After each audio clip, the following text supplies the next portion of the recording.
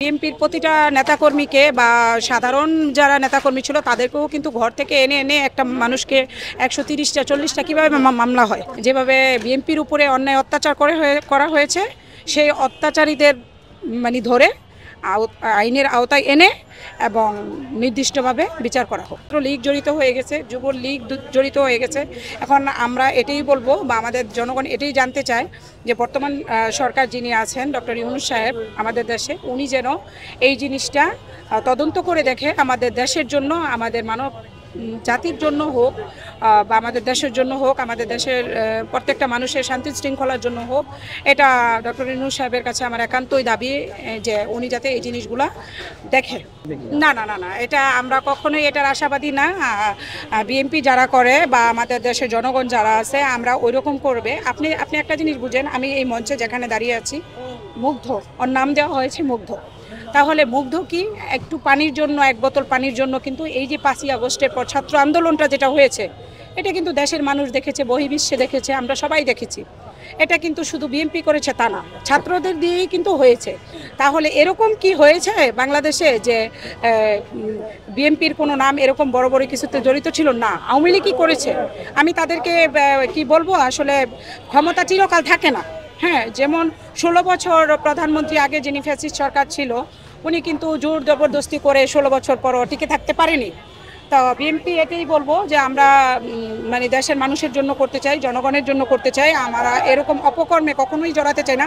আমরা আমাদের পুলিশ ভাইরা যারা আছি, পুলিশ প্রশাসন নিয়ে আমরা সামনে এগিয়ে যেতে চাই এবং দেশের মানুষকে নিয়ে এগিয়ে যেতে চাই। আমি আশা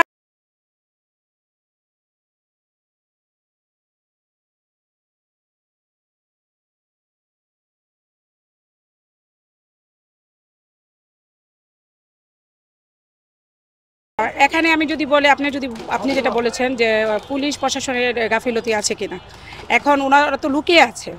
এখন পুলিশ প্রশাসন যখন খবর পাচ্ছে তখন কিন্তু ধরছে। এখন বর্তমান সরকার ডক্টর ইউনূস সাহেব যিনি আছে, আমি মনে করি তিনি নিজের দৃষ্টিকোণ থেকে ওনাদেরকে আওতায় নিয়ে আসা উচিত। কারণ বিএনপির প্রতিটা নেতাকর্মীকে বা সাধারণ যারা নেতাকর্মী ছিল তাদেরকেও কিন্তু ঘর থেকে এনে এনে একটা মানুষকে 130টা 40টা কীভাবে মামলা হয়, এগুলা কিন্তু ফ্যাসিস্ট সরকার আগে করেছে।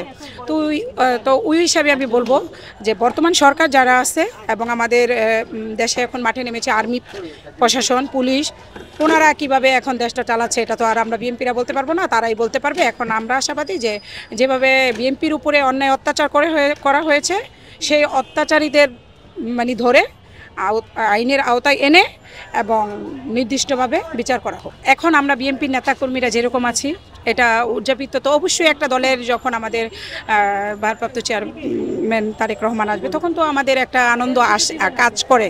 তখন এখন দেখেন মানুষ কিন্তু এখানে কিন্তু আগে যখন প্রত্যেকটা মিটিং মিছিলে কিন্তু বোমা হয়েই বলতো এটা বিএনপি করেছে, কিন্তু এখন তো ইউনূস সাহেবের আমলে এখন বর্তমানে দেখছেন কোনো একটা অনুষ্ঠানে প্রোগ্রামে আমরা তো প্রতিনিয়ত বিএনপির ঢাকা মহানগর উত্তর দক্ষিণে সবাই কিন্তু প্রত্যেকটা প্রোগ্রাম করতেছে, এখানে কিন্তু কোনো বোমা হামলা হচ্ছে না, কিচ্ছু হচ্ছে না। তার মানে এটা বুঝতে হবে যে আগে কারা করেছে। হ্যাঁ, আর আপনি যেটা বলেছেন যে আমাদের তারেক রহমান আসলে আমরা খুশি কিনা, অবশ্যই খুশি, কিন্তু এটা শুধু আমাদের খুশি না, এটা সাধারণ জনগণের যে কি পরিমাণ ঢল হবে এটা দেশবাসী দেখবে।